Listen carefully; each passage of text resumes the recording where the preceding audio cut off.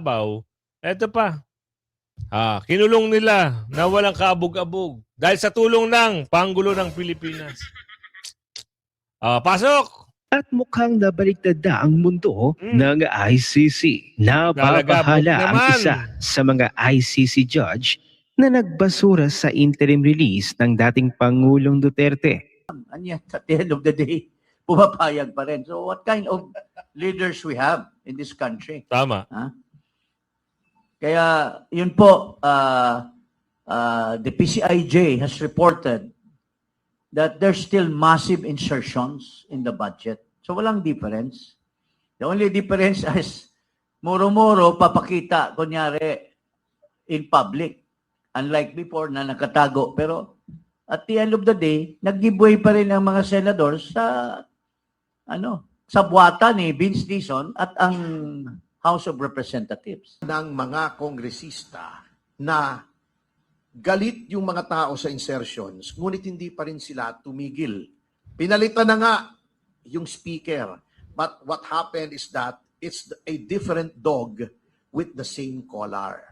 At mamaya po, kung i-discuss natin, nandito sa amin, these are indisputable facts. Pagkatapos nating manalo nang hindi man lang tayo bumibili kahit isang boto, kahit wala tayong coordinator sa buong mundo, tayo ang ibinoto ng mga OFW sa iba't ibang bansa. Kahit saan ka pumunta, nanalo tayo ng 3 pwesto sa Kongreso, tayo lang ang kaisa-isang opisina sa Kongreso na nagbabalik ng death penalty para sa mga plunderer at ghost projects. Tayo pa ang hindi pinaupo sa Kongreso. Kaya magagalit ka ng todo Nanalo na nga tayo dahil nagagalit ang milyong-milyong Pilipino. Yung demokrasyang iyon tinanggal pa sa atin. Dati pera lang ang ninanakaw, ngayon pati boto. Yes. Magandang hapon muli sa ating mga kasama. Nandito na naman si Kuya Goods nagbabalik. At syempre, kung di ka pa nakasubscribe sa ating channel, pa-subscribe na lang po at hit mo na rin yung bell para update ka sa ating mga video. At kung hindi nagno-notify sa inyo ang ating video, madali lang po yan. Punta lang po kayo sa YouTube. Andun yung search bar, search button, search bar. Type nyo lang po ba si Kuya Goods. At ayun, makikita nyo ang ating channel. ICC bubuwagin na! Yahoo! Ayan kagandahan sa mga bali-balita na ito. ICC Appeal Chamber order new filing in Duterte jurisdiction case. Ayan na naman kayo. Alright, Congressman Naihisa Baykam natakot sa tapang ng mga senador. Ito ang good news. Saldico at Martin Balulong at iba pa kinasuhan na dahil sa Novaliches flood control. Kulang pa yan. Hindi lang Novaliches, halos lahat At yung mali-maleta, hindi pa tayo tapos sa issue ng mali-maleta. Huwag niyong itago yan. Mga nakasuhan at nakatakdang kasuhan sa flood control scandal, ibabahagi ni Boy Paos. Live copy sa PDP News Forum, pagtalakay sa iba't ibang issue ng bansa. Siniwalat! Ano mga yung bagong issue ngayon? Ito bibigyan ko lang kayo ng mga pahapyaw. Itong mga lumalabas na ito, siguro isa na rin yung pagtatakip sa mali-malitang pera. Medyo natatabunan, pero ang good news doon, si Balulong ay nakasuhan na rin. Totoo ba? Mamaya palabas nyo lang yan. Wala pa rin kasi nakukulong. Ang pangako ng Pangulo ng Pilipinas, bago magpasko. Anong petsa na, ma'am? Sir, amo, boss manager. 18 na ng Disyembre, wala pa rin nakukulong. Kinasuhan, meron. Baka paandar nyo lang yan. Wag nyo na kami pinagluloko. At babalik tayo sa ICC. Ano ang usapin? Maganda sana sibakin na sila lahat. Sana tanggalin na yung ICC na yan at wala na namang silbi. Dahil may kanya-kanya ng mga jurisdiction, hukuman, ang bawat bansa. Bakit kailangan pa may ganito? Pondo lang yan. Isa lang yan sa kalakaran ng pagnanakaw. Kasi niyayabang-yabang nyo, pinagmamalaki nyo, dahil nandiyan kamo si Tatay Digong sa inyo, kaya nyo na lahat, mga unggoy. Manahimik kayo, mga pisting.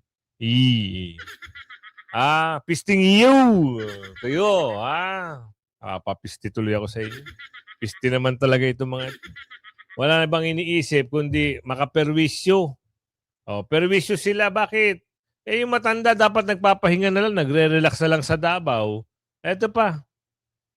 Kinulong nila na walang kaabog-abog dahil sa tulong ng Pangulo ng Pilipinas. Pasok! At mukhang nabaliktad na ang mundo ng ICC. Talaga, Nababahala ang naman. isa sa mga ICC judge na nagbasura sa interim release ng dating Pangulong Duterte matapos tamaan ng sanctions na ipinataw ng Estados Unidos laban sa ICC, kung saan na-freeze ang mga bank accounts at naputol ang access ng mga judges sa mga pagunahing serbisyong pinansyal. Sa isang panayam, inilarawan ni ICC Judge Luz del Carmen Ibanez Carranza, presiding judge ng Appeals Chamber, kung paano agad na kinansela ang kanyang credit card, hinarangan ng dollar accounts at na-freeze ang pondo na walang malinaw na paliwanag. Aniya, I couldn't make even an Uber. I couldn't use Western Union. They froze my... Yan yung mga na-sanction. Iisa-isahin na kayo niyan. Maghintay lang kayo. Lahat kayo dyan. Ano kay Silvi? Nandiyan pa kayo. Hindi na lang kayo magtigil-tigil. Talagang nakisakay pa kayo sa political issue ng Pilipinas. Na back to you kayo ni Pangulong Trump. May appeal na naman sila. ICC Appeal Chamber orders new filing in Duterte jurisdiction. Talaga na naman. Ano na naman kaya ang mga paandar dito? Ano na naman ang gusto nilang palabasin? Orders daw na alamin natin, Prosecution and defense in the International Criminal Court case of ex-Philippine President Rodrigo Duterte are asked to submit further arguments on whether the tribunal has jurisdiction over him. The court's appeals chamber wants to clarify how the Rome Statute applies to Duterte's case after the Philippines withdrew from the ICC in yun naman 2019. The court set a January 16 deadline for the deputy prosecutor and the Office of Public Counsel for Victims to make legal submissions. The defense was allowed until January 23rd to file a response. Duterte's defense lawyers insist the ICC has no right to try the former president. wala naman talaga silang right. Wala nga jurisdiction eh. Bakit kasi nakisaw-saw kayo sa politika sa Pilipinas? Yan tuloy nangyari sa inyo. Ngayon, kayo nahihirapan. Problema nyo yan. Lusutan nyo yan. Ang kagaling nyo. Nangingialam kayo sa problema ng bansa. Bakit? How much? Di ba nabalita kayo, nakita-kita kayo sa hotel sa Pilipinas? Ilabas nyo kung sino yung nagpondo sa inyo, di umano. Para magkaalaman. Lahat ng mga group effort, masanction din ni Donald Trump. Di ba? Hiling lang yun, request lang ng ating kasamang kababayan Pilipino. Kung ikaw tatanungin, ikaw nanonood sa akin, gusto mo ba mapanagot din yung nag-group effort na kumidnap kay Tatay Digong? Ako gusto ko. Gustong-gusto ko talaga para magkaalaman na at ipatapon sila doon sa Pluto o kaya sa Mars para mainit. Doon sila. Ano ito, Congressman, Naisa Baykam, natakot sa tapang ng mga congressman. Senador. Talaga?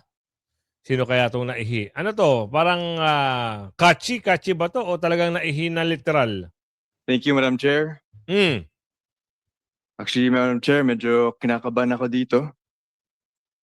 Ang active at tatapang po ating mga kagalang-galang ng mga senators. Palihog lang ko manifest, ma'am, Damangihi ko diri, Okay. Madam Chair, Mr. Chair, as a chairperson of the Special Committee on Creative Industries, may I respectfully bring to your attention the budget for the creative industries. Ano po ito? Klaro ko lang po para nasa Dapat pa sa 2026 pero 2027 na po. I would just like to note that the creative industries generated 7.94% of our GDP in 2024. That is equivalent to 1.90. O, natakot siya magsalita kasi kaharap niya yung mga galing na senador. Yun pala yun. Nakala ko, literal na naihi. Oo. Sana, sumagot kayo na maayos dyan, ha? Kung hindi dapat ipasa ang budget, huwag ipasa. Kasi natatakot na naman ang sambayan ng Pilipino. Baka mamaya maikasya na naman sa maleta yan. May pagkasya na naman sa maleta, ihatid na naman yan sa Forbes o kaya sa Dasmariñas. Di ba? Sino ba nagbunyag nyon? Wala pa tayong balita. Pero ang magandang issue ngayon, ang magandang balita ngayon kinasuhan na raw. Totoo kaya? Tuloy muna natin to. 4 trillion pesos. Further, in 2024, 7.5 million Filipinos were employed in the creative industry sector. So this accounts for 15.4% of the national employment. All of this data demonstrates that the creative industry is one of the fastest growing and most promising sectors in our country. As economist Bernardo Villegas said, the creative industry can serve as an effective stopgap measure for the economy. And I believe in the meantime, while we build up our STEM capabilities by providing immediate job creation and stimulating local business activity. And I believe Talaga? the creative industries is our bright spot for our country. Iniwala ba kayo dyan? Magkakaroon daw ng magkikreate daw sila ng maraming trabaho. Totoo kaya yun? Marimar naman, pinagluloko nyo na naman ng mga Pilipino. Dito alamin natin kung totoo ba talaga na nakasuhan. Baka mamaya paandar lang nila ito eh. Alamin natin Pasok mo ate. Kinasuhan ng United People Against Corruption sina dating Congressman Zaldico at dating House Speaker Martin Romualdez kaugnay ng mga anomalya umano sa flood control project sa Novaliches. Isinampa ang kaso sa Quezon City Regional Trial Court. Inakusahan ng grupo sina Co at Romualdez ng abuse of rights at unjust enrichment. Dawit din sa kaso si Quezon City Representative PM Vargas. Wala pang pahayag ang mga kinasuhan pero dati nang itinanggi ni Co at Romualdez ang mga alegasyon ng katiwalian. Mga kapatid, Kasuhan nyo ng kasuhan para dumami kaso. Para pagdating ng araw, pag wala na silang power, at maalis na sila sa Malacanang, sigurado kulong sila at ipasuka sa kanila yung mali-malitang pera. Diba? Ganun lang yun. Simplihan lang natin. Tuloy nyo lang yung pagkakaso. Tuloy nyo lang na ituloy para sa susunod, kayo naman, utasin na kayo ng mga konsensya nyo at galit na galit ang taong bayan. Bruin nyo man, takin nyo naman mula Bulacan, Pampanga, Valenzuela, Manila. Flood control, sira. Flood control, wala. Flood control, wala. Wala talaga nagawa. Pero, ang budget, ubos. Diba? Nakasuhan at nakatakdang kasuhan sa flood control scandal, ibinahagi. Sino nagbahagi? Totoo kaya? Now, 87 na tao na Totoo. ang nagrekomenda ang ICI at ang DPWH ng kasamang DOJ ng mga charges of plunder, malversation, anti-graft, bribery, and others. 87 individuals. Kasama dyan si former Speaker Romualdez, si former Congressman Zaldico, si Diskaya, former Secretary Manny Bonoan, senators, congressmen, USECs, a COA commissioner, etc. Congressmen. 87 na yan. Lahat yan nasa ombudsman na. Through referrals, filings by the ICI and DPWH. Siyempre kasama na rin dyan yung BGC boys, kasama ng iba pang mga empleyado ng DPWH at kasama din ng mga iba't iba pang contractors at meron pang ibang mga private individuals. 87. Halos mag-iisang daan na yan. So, hindi kaunti yan. No? At hindi mga maliliit na pangalan, yung mga refer ng ICI at ng DPWH. Pero sabi nga ng Pangulo, at sabi na rin ng Ombudsman, kailangan, pag magfa-file ng kaso sa korte, kailangan matibay ang kaso. At sa ngayon, yun ang ginagawa ng ombudsman. No, kumakalap pa siya ng dagdag na ebidensya, katulong ng ICI, katulong ng DPWH, katulong ng DOJ, katulong ng NBI, para pag-file sa korte, siguraduhin malakas ang kaso. No? At umpisa pa lang ito. No? Umpisa pa lang ito. No? Marami pang mga i-refer sa mga susunod na linggo, susunod na buwan. So ulitin ko. At ngayon, meron ng 23 individuals, can you go back? Na meron ng kaso sa korte. No? Kasama na din dyan si Akala namin makukulong. Saldico, etc. No? May Akala namin makukulong. Tsaka bakit si Saldi ko lang ang lagi nababanggit? Bakit hindi mo kayang banggitin si Balulong? Di ba sabi ng Panggulo ng Pilipinas, bago magpasko, may makukulong na the big fish. Parang wala naman, kuya, boss amo manager. Parang lahat ata, nako-cover up na lang. Sa tansya mo, meron ba talaga? Wala. Kasi 7 days to go, 6 days na lang. 18 na ngayon. 18 plus, ano ba ngayon? 18. Tama, 7 days. Kaya pa ba habulin? Magsasarado na bukas ang opisina. Last day na bukas. So wala na, no? Wala, boss, wala, no? Ay, wala. Kwentong kutsero, sarsuela lahat ang binibitawang salita ng Pangulo. dito, no? Anyway, so alam na naman natin sila. No? So, kasama si Sara Diskaya sa kaso sa Davao. No? Dalawa ang kaso ngayon na final sa Sandigan at sa RTC ng Digos. No? 16 sa... Ayan, nag-e-edit siya. So, yun, sa pool. Nag-i-edit siya. So, tigilan na natin, ha? Kung wala naman palang kaya ipakulong ngayong magpapasko, tigil-tigilan at bawasan ang pagiging mahangin sa utak. No, kasi nagyayabang kayo na kaya nyo magpakulong. Yabang di ba, ni Pangulo? Oo. Magkakaroon na makukulong na, may makukulong na. Saan nga? Mabuti pa dito sa live copy sa PDPD Forum sa pagtalakay sa iba't ibang issue ng bansa. Nasasabi nila kung ano yung katotohanan. Pero dito sa Pangulo, naku po, ni isa sa mga sinabi, wala. Sa bagay, sabi nga ni Aling Ledesma, Kuya Goods, nagsabi na nga, nangako na nga, tutuparin pa ba niya? Kilala mo naman, basta sino sila. Totoo nga naman. Ipasok natin ito para magkaalaman. Ang kahapihan ay isang forum. Tinalakay nila yung mga usapin saan. Yung mga dorobo, yung mga nanguhudas, yung mga magnanakaw sa kaban ng bayan, yung mga bumibira kay Bibi Sara. Pasok. The bycam. And yet, at the end of the day, pumapayag pa rin. So what kind of leaders we have in this country? Tama. Kaya yun po, the PCIJ has reported that there's still massive insertions in the budget. So walang difference.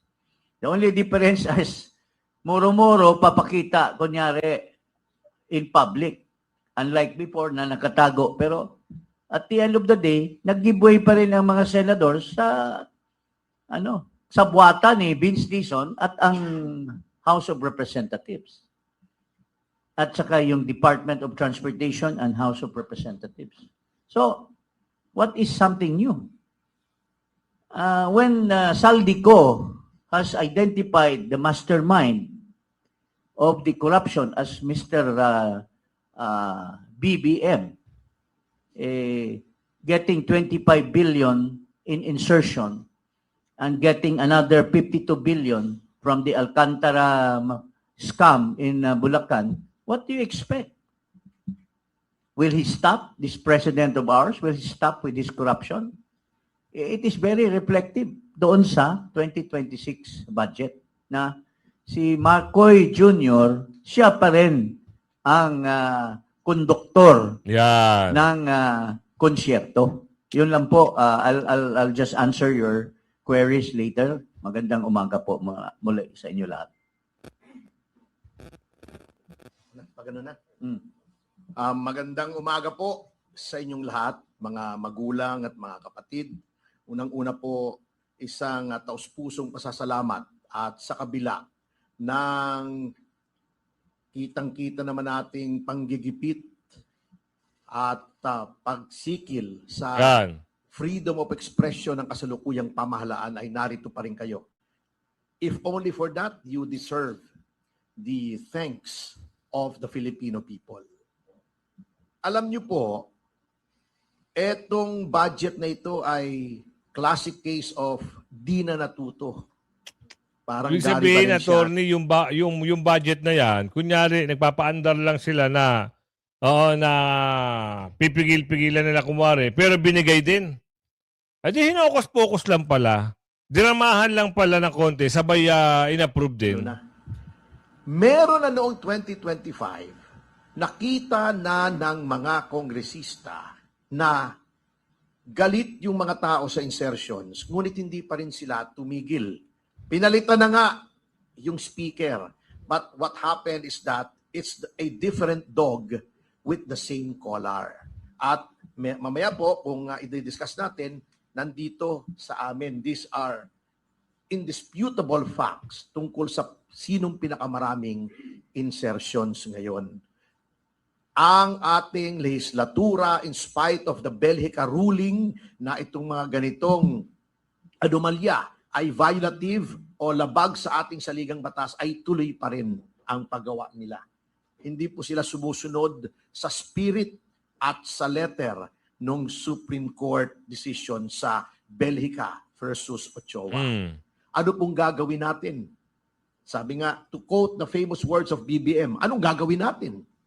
Hostage tayo eh. Kung hindi papasa itong 26, reenacted yung 25, which has been called the most corrupt budget in Philippine history. So we're caught between a rock and a hard place. These people have given us no choice to reenact a corrupt budget or to accept a budget that is equally corrupt, sabi nga ni kaibigang Jing Paras. So, nandyan po tayo. Ang problema, where is the outrage? Ito ang panawagan ko sa ating mga kababayan. Hanggang kailan tayo magtitiis? Niloloko na naman tayo. Sabi nga, hindi dapat magkaroon ng insertions. DPWH pa lamang, bilyon-bilyon na. Yan na. Pera pa yung Department of Health kung saan napakarami ding anomalya. DOTR, agriculture, yung mga farm-to-market roads, pati sa AFP, ang daming problema. Hanggang kailan tayo magtitiis? Ngayon, subukan natin si Pangulong Marcos. Kung babasahin niya ulit yung 4,000 pages, katulad ng Naku, iniyabang niya malabo yun. last year na binasa daw niya, tignan Sabi natin niya lang kung yan. ibivito niya yung insertions. Kung hindi niya ibivito yung mga insertions na yan, isa lamang ang kahulugan. Siya yung, hindi lamang siya kasabwat, he is the one behind this Tama. one kasi gagamitin na naman nila na panuhol sa impeachment ni Vice President Sara Duterte. Sabagat natakot sila nung may outrage ang publiko, baka hindi na sila makapanuhol sa mga nasa House of Representatives. Ngayon, pinakikita nila na it's going to be the same formula. The question now is, what are we going to do about it? Papabayaan na naman natin, isa na naman? Or are we going to take action by making our sentiments Sana. known? Yun po Sana. ang challenge of the hour. Paloloko na lang ba tayo?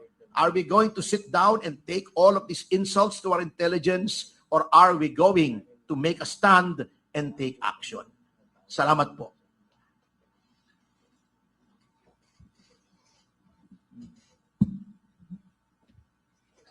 Good morning po. Yan, si Duterte Youth Party List. Para makita ng ating mga kababayan kung ano yung pinag-uusapang BICAM ngayon, Yan, ha? bigyan ko kayo na isang halimbawa.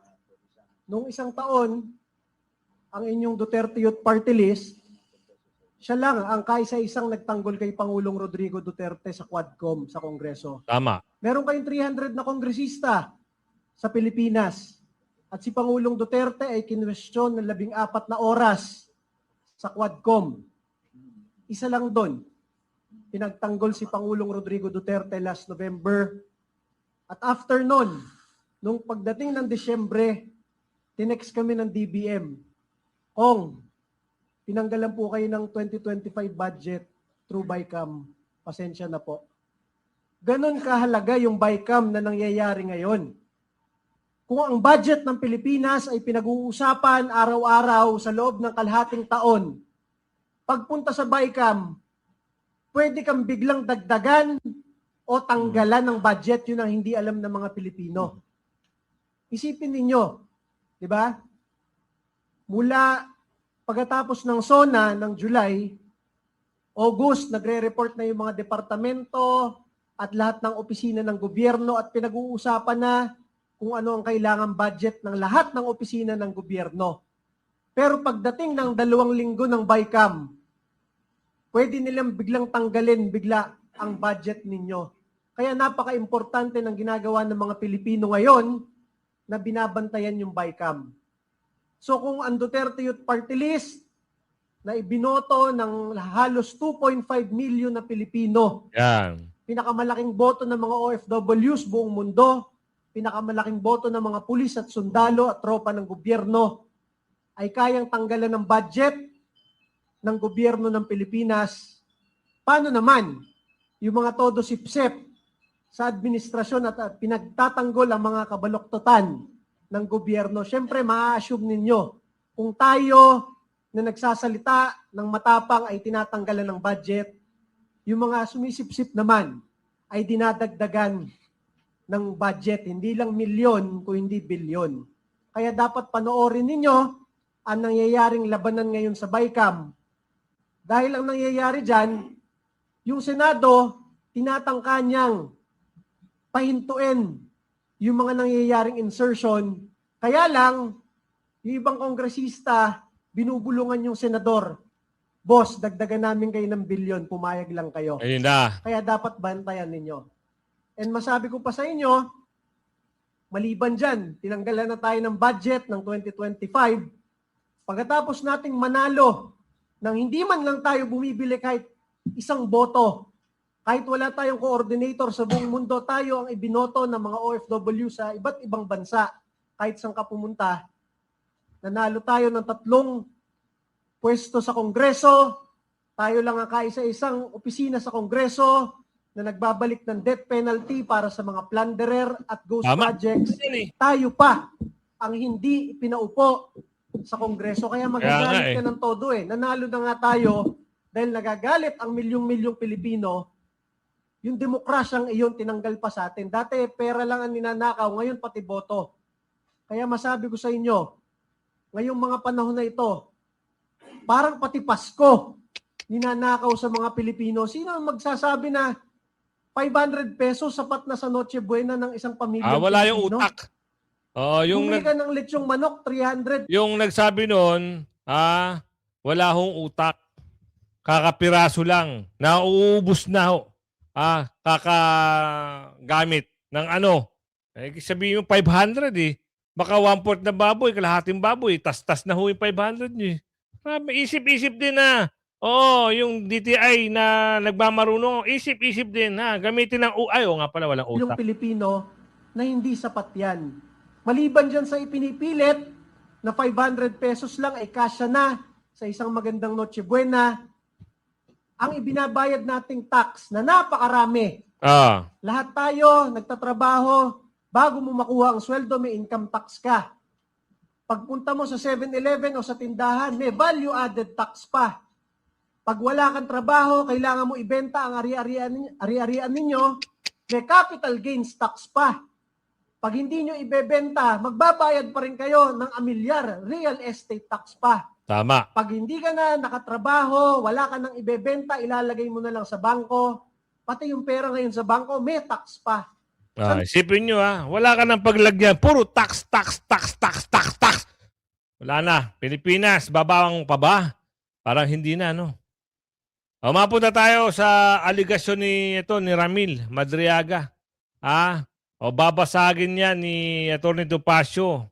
Atty. Topacio, aligasyon ni Ramil Madriaga laban kay Bibi Sara, physically impossible. Pinabulaan na. Dahil ito si Madriaga, wala namang matibay na ebidensya. Ito nga ay taga-Oblo. Ibig sabihin, oo, nasa loob ito nung ginagampanan ni BP Sara ang kanyang tungkulin. Hindi naman part ng ng security PSG. Oo, nagsisinungaling ang mama. Kaya binasag ito ni Atty. Topacio. Ang daming kengkoy po doon eh. Yan. Una-una yung sinasabi nilang 1 bilyon na nakalagay sa isang van. Physically impossible po yun eh. Ewan ko yung mga iba na pamilyar kung gaano karami yung 1 milyong piso na nakabundle, i-multiply nyo yun by 1,000 because 1 billion is 1,000 million. Tignan nyo kung kakasya sa isang van yun. Number 2, sinasabi niya nitong affidavit na yun daw pera ay ginagamit. Gagamitin daw, nagpa-fundraising para sa pagtakbo ni Sara Duterte sa pagkapangulo. Noong 2022. Alam nyo, wala pong balak si Sara Duterte. I know that for a fact na tumakbo. Biglaan lang po yan. Hindi po kailangan mag-raise ng funds kung ikaw ay wala namang balak tumakbo ng Pangulo na sinasabi sa affidavit na Madriaga. Number 3, hindi po kailangan ni Sara Duterte ng pera kung tatakbo siya. Incumbent at the time ang kanyang ama. She has equity of the incumbent. Mabilis na makakuha ng pondo si Sara. Yung paglantad ho ba o paglalabas ng sworn statement o affidavit ni Ramil Madriaga, yung di umano'y bagman daw ni Vice President Sara Duterte ay lehitimo para po sa inyo. Anong masasabi po ninyo?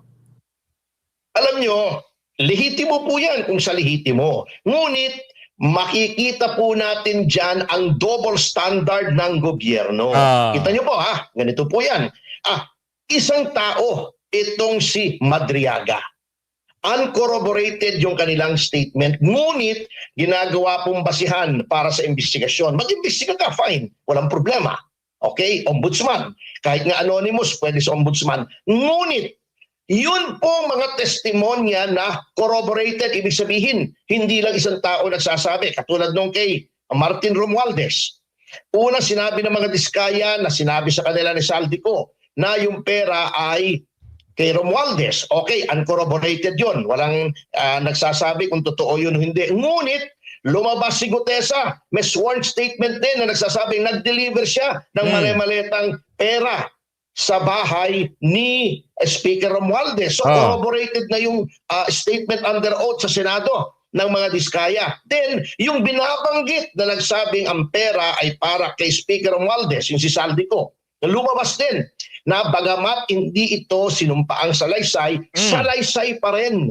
Identified ang tao at nagbibigay ng detalye na talagang may pera na hindi lamang para sa speaker, kundi para sa Pangulo ng Pilipinas. Ito na nga eh. Baka maipasok nyo pa dyan. Mayroon ba kayo nakita na lumalabas na video? Hindi naman maleta, pero isang bag na, parang nakalagay ito doon sa nagsisimba sila. Itong si Balolong may inabot na, gusto ko sana pakita yung video na yun kasi hindi ko makuha-kuha eh. So inabot, ano kaya yun? Pera ba yun sa palagay nyo? Sa susunod natin tatalakayin niya na. Pero kung bago ka pa lang sa aking channel, wag mong kalimutan mag-subscribe at i-like and share At syempre, andyan lang yung subscribe button at wag mong kalimutan yung notification bell. At yan, kwento nyo sa ibang kakilala nyo. Hanggang sa muli, like and share. Bye-bye.